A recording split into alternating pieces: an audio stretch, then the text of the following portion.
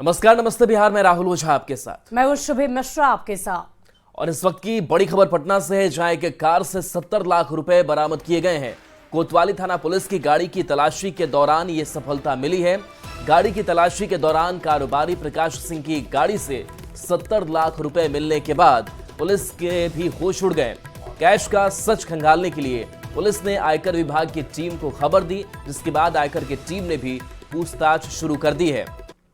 अब तक एक बात साफ नहीं हुई है कि इस पैसे का स्रोत क्या है, ये पैसे किसने दिए, किसके हैं या फिर कहां से लेकर आ रहे थे। जिस कारोबारी प्रकाश सिंह की गाड़ी से ये पैसे मिले हैं वो अगमकुआं में रहते हैं और वे गया से पटना आ रहे थे। पुलिस ने रुपए गिनने के लिए मशीन की भी मदद ली और ये तस्वीर आपको दिखा रहे हैं, जहां पर 70 लाख कैश कारोबारी की कार से मिले हैं। संजय हमारे साथ न्यूज 18 संवाददाता। संजय, ये किसके पैसे, कैसे पैसे, क्या अपडेट है?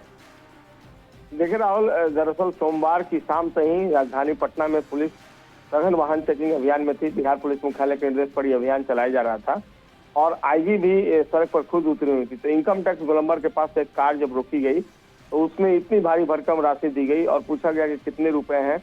उन्होंने बताया कि 70 लाख रुपए हैं। जब उनसे पूछा गया कि ये पैसे किस चीज के हैं, कहाँ से ला रहे हैं, तो उन्होंने खुद को कारोबारी बताया, लेकिन ये पैसे कहाँ से हैं, किसके हैं, क्यों हैं, इस बारे में कोई संतोषजनक जवाब नहीं दे सके। इसके बाद पुलिस ने पैसे को रिकवर किया, कोतवाली थाना लाया गया और उसके बाद इनकम टैक्स डिपार्टमेंट की टीम पहुंची। देर रात तक सारे जो पैसे थे उसको मशीन से उसकी काउंटिंग की गई और उसके बाद अभी भी वो फिलहाल रात भर स्पष्ट जवाब नहीं दे सके हैं और इनकम टैक्स की टीम ने कई पहलुओं पर पूरे मामले की छानबीन की है। अगर वो संतोषजनक जवाब नहीं देते हैं तो निश्चित तौर पर आगे की कार्रवाई की जाएगी और इनकम टैक्स डिपार्टमेंट जो है वो सारे पैसे को जब्त कर लेगा। राहुल जी, चलिए, शुक्रिया संजय इस अपडेट के लिए आपका। और इसी बीच एक बड़ी खबर, पटना विश्वविद्यालय को केंद्र सरकार की बड़ी सौगात मिली है। केंद्रीय शिक्षा मंत्रालय ने 100 करोड़ की मंजूरी दी है। पीएम ऊषा योजना के तहत विभाग ने स्वीकृति दी। पटना यूनिवर्सिटी को काफी समय से इस राशि का इंतजार था और पटना यूनिवर्सिटी के आवेदन पर बिहार सरकार ने यह प्रस्ताव भेजा भी था। बुनियादी ढांचा और रिसर्च के लिए ये राशि मिलेगी। कई राज्यों की तुलना में पटना यूनिवर्सिटी को राशि अधिक मिली है। तो इस वक्त की बड़ी खबर पटना विश्वविद्यालय से संबंधित, पटना से ये बड़ी खबर आपको बता रहे हैं। पीएम ऊषा योजना के तहत राशि का आवंटन कर दिया गया है, राशि के लिए मंजूरी मिल गई है।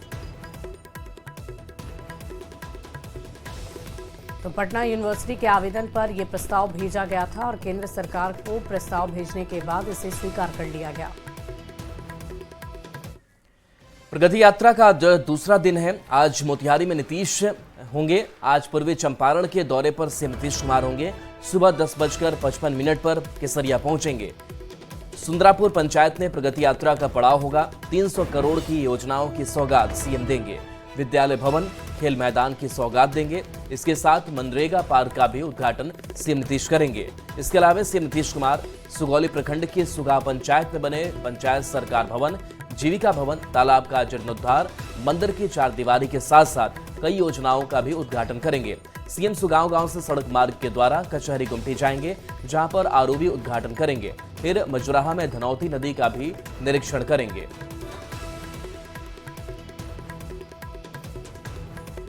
और बिहार में नीतीश कुमार ही एनडीए का चेहरा है। 2025 में भी नीतीश कुमार के नेतृत्व में एनडीए चुनाव लड़ेगी और इस पर अब कोई कंफ्यूजन है ही नहीं।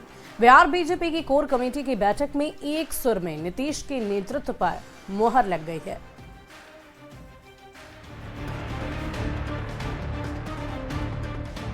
कोई कंफ्यूजन नहीं है, थे, हैं और आगे उनके नेतृत्व चुनाव लड़ा जाएगा। नीतीश कुमार ही नेता हैं।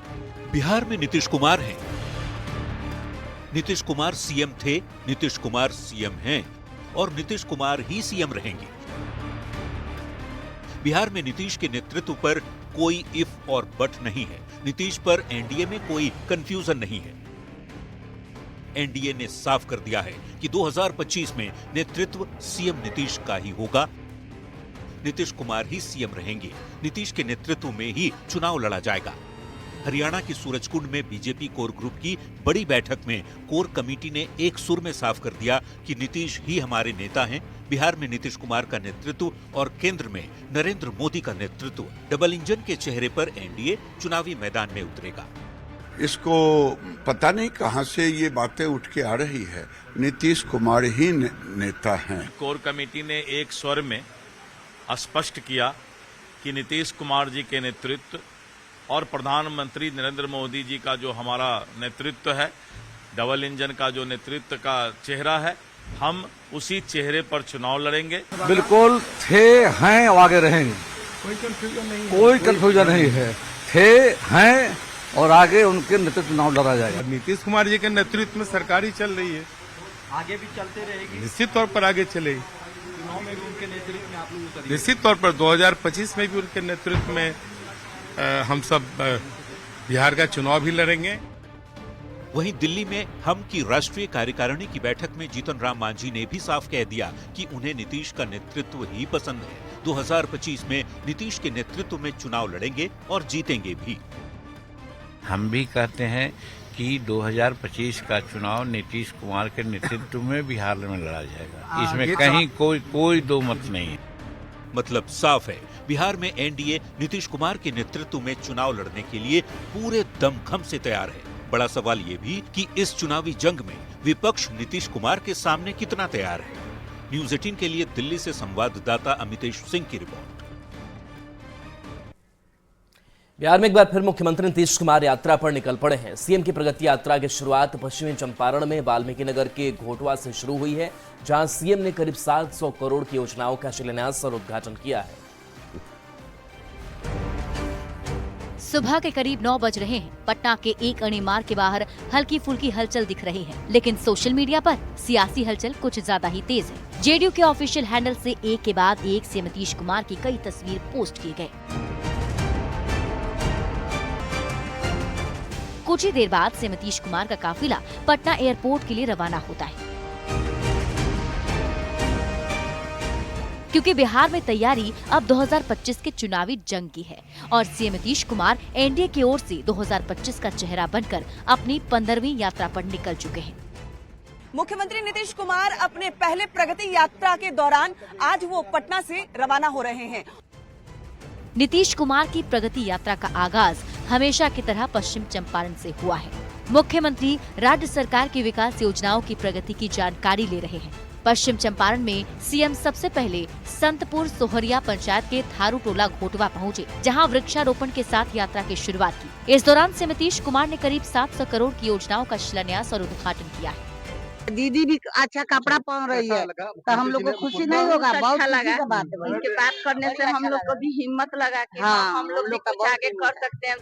तेजस्वी यादव ने मुख्यमंत्री की यात्रा को लेकर सवाल उठाए थे, जिस पर सियासत भी जारी है। नेताओं का कहना है कि यात्रा से विपक्ष बेचैन है।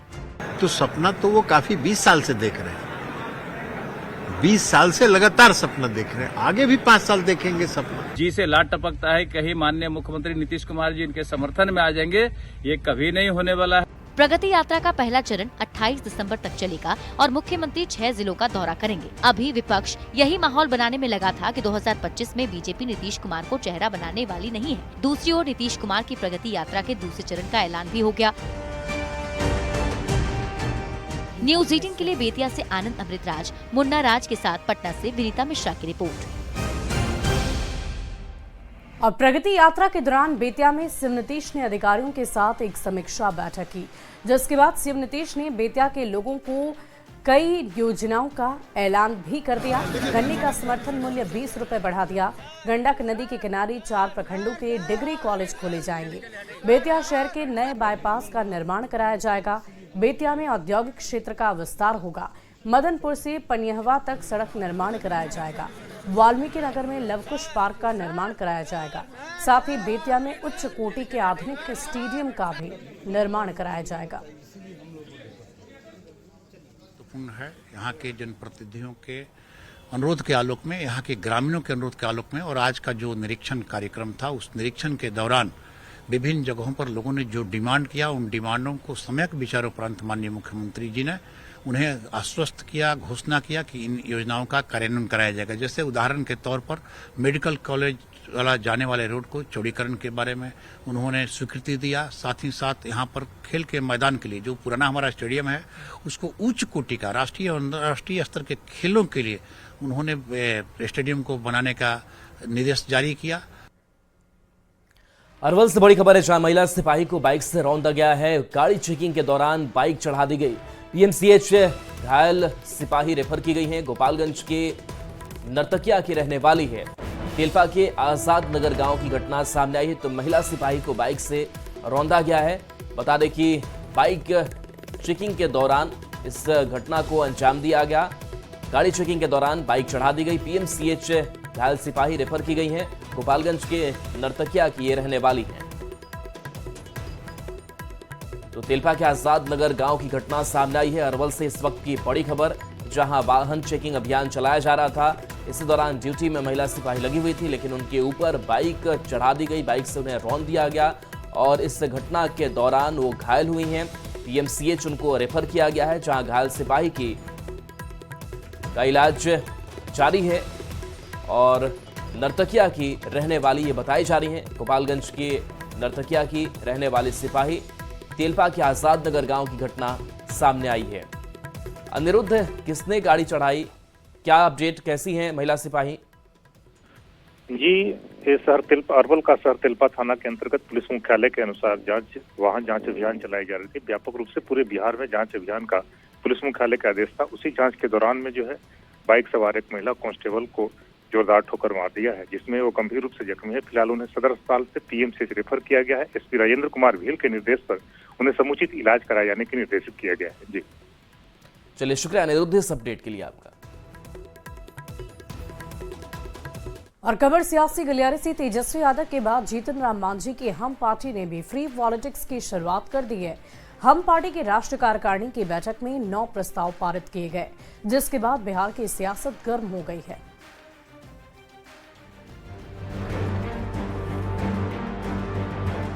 बिहार में भी चुनाव से पहले फ्री पॉलिटिक्स शुरू हो गई है। तेजस्वी के माई बहिन मान योजना और फ्री बिजली के ऐलान के बाद हम पार्टी ने भी कुछ ऐसी ही घोषणा की है। दिल्ली में हिंदुस्तानी आवाम मोर्चा की राष्ट्रीय कार्यकारिणी की बैठक में 9 प्रस्ताव पारित किए गए। हम पार्टी ने अपने प्रस्ताव में कहा है कि बिहार में 200 यूनिट बिजली फ्री हो, 5 एकड़ तक सिंचाई की बिजली फ्री हो, बेरोजगारी भत्ता कम से कम 5,000 हो, कम से कम 2,000 सभी पेंशन हो, मध्यम वर्ग के लिए हो सस्ती स्वास्थ्य बीमा योजना, दीक्षा भूमि नागपुर में बाबा साहेब की प्रतिमा लगनी चाहिए, दिल्ली की सड़कों का नाम बदला जाए, सड़कों के नाम शहीदों और महापुरुषों के नाम पर हों। हम पार्टी के इस प्रस्ताव पर अब सियासत भी शुरू हो गई। प्रस्ताव पारित कराया जिसमें हम बिहार के आम लोगों के लिए 200 यूनिट बिजली फ्री करना, 5 एकड़ तक के किसानों के लिए बिजली फ्री करना, आपको पेंशन योजना की राशि को बढ़ाकर 2,000 तक करना। हम एक राजनीतिक पार्टी है, इंडिपेंडेंट राजनीतिक पार्टी है, उनका अपना कुछ एजेंडा है। उन्होंने अपनी कार्यकारिणी में कुछ प्रस्ताव पास किए हैं। अब उन पारित प्रस्तावों को अगर वो हमारे पास सहयोगी दल की तरह या सरकार में उन प्रस्तावों को लेके आती है तो हम उस पर जरूर विचार करेंगे। एनडीए में कोई भी फैसला सामूहिक रूप से लिया जाता है। आज दिल्ली में आयोजित हम पार्टी की बैठक में जो भी प्रस्ताव लिए गए हैं वह उनका आंतरिक मसला है। हम पार्टी को नकल भी करने नहीं आता है। हम पार्टी के द्वारा जो घोषणा की गई है 200 यूनिट बिजली फ्री की, ये तो तेजस्वी जी ने लोकसभा चुनाव से पहले ही घोषणा किया था। चुनावी वर्ष है, जुमले तो आने ही हैं। मांझी जी के लिए बेहतर ये होगा कि अभी सरकार में है और चुनाव में कुछ समय है अभी, तो अभी इसको इम्प्लीमेंट करा लें तो बिहार के लिए भी भला होगा और जनता का भी भला होगा। तेजस्वी ने 2025 के चुनाव से पहले फ्री पॉलिटिक्स की शुरुआत कर दी थी। तेजस्वी ने सरकार बनने पर पहले पेंशन बढ़ाने का ऐलान किया, फिर महिलाओं को हर महीने 2,500 रुपये देने की घोषणा की, 200 यूनिट फ्री बिजली देने का भी वादा किया। अब मांझी की पार्टी भी उसी राह पर चल रही है। नीतीश कुमार कभी फ्री बिजली के पक्षधर नहीं रहे हैं। ऐसे में बड़ा सवाल कि क्या हम के प्रस्ताव को नीतीश सरकार मानेगी। न्यूज़ 18 के लिए नई दिल्ली से अमितेश सिंह और पटना से संजय कुमार की रिपोर्ट। पीएम मोदी ने सोमवार को रोजगार मेले के दौरान 71,000 से ज्यादा युवाओं को नियुक्ति पत्र सौंपे। पीएम ने देश भर में एक साथ 45 स्थानों पर रोजगार मेले को वर्चुअली संबोधित किया। पीएम ने इस दौरान कहा, भारत ने 2047 तक विकसित भारत के निर्माण का संकल्प लिया है। हमें इस संकल्प पर भरोसा है, इस लक्ष्य की प्राप्ति का विश्वास है। रोजगार मेले का आयोजन लगातार किया जा रहा है। मुझे ये नियुक्ति पत्र पाकर बहुत ज्यादा खुशी हो रही है। लोकसभा चुनाव के दौरान रोजगार बड़ा मुद्दा बना था और अब शुरू हो चुका है नियुक्ति पत्र बांटने का दौर। देश के 45 शहरों में हुए कार्यक्रम में 71,000 युवाओं को नियुक्ति पत्र दिया गया। प्रधानमंत्री नरेंद्र मोदी वीडियो कॉन्फ्रेंसिंग के जरिए इस कार्यक्रम से जुड़े। उन्होंने कहा, केंद्र सरकार रोजगार के लिए अभियान चला रही है और 1.5 साल में करीब 10 लाख युवाओं को सरकारी नौकरी मिली है। देश में न केवल लाखों युवाओं को सरकारी नौकरियां मिल रही हैं, बल्कि ये नौकरियां पूरी ईमानदारी और पारदर्शिता के साथ दी जा रही है। देश भर के जिन 45 शहरों में रोजगार मेला लगा, उसमें पटना और मुजफ्फरपुर भी है। पटना के ऊर्जा ऑडिटोरियम में भी केंद्रीय मंत्री राजीव रंजन सिंह उर्फ ललन सिंह ने बिहार के 821 युवाओं को नियुक्ति पत्र सौंपा। आदरणीय प्रधानमंत्री नरेंद्र मोदी जी का संकल्प है 2047 में विकसित भारत बनाने का, आत्मनिर्भर भारत बनाने का, और उसमें सबसे बड़ा योगदान युवा शक्ति का है। जाहिर है, 140 करोड़ की आबादी में जहां 65% आबादी युवाओं की हो, वहां रोजगार का मसला तो रहेगा ही। 2024 में ये तीसरा, जबकि लोकसभा चुनाव के बाद दूसरा मौका है जब हजारों की संख्या में युवाओं को नियुक्ति पत्र दिया गया है और ये सिलसिला आगे भी जारी रहेगा। न्यूज 18 के लिए पटना से अमित कुमार और मुजफ्फरपुर से प्रियांक सौरभ के साथ ब्यूरो रिपोर्ट। एक पूरा इकोसिस्टम। वहीं केंद्रीय शिक्षा मंत्रालय ने बड़ा फैसला लेते हुए नो डिटेंशन पॉलिसी को खत्म कर दिया है। यानी अब क्लास 5 और 8 की सालाना परीक्षा में फेल होने वाले छात्रों को पास नहीं किया जाएगा। पहले फेल होने वाले छात्रों को पास कर अगली कक्षा में प्रमोट कर दिया जाता था, लेकिन अब ऐसा नहीं होगा। फेल होने वाले छात्रों को 2 महीने के अंदर दोबारा परीक्षा देने का मौका मिलेगा।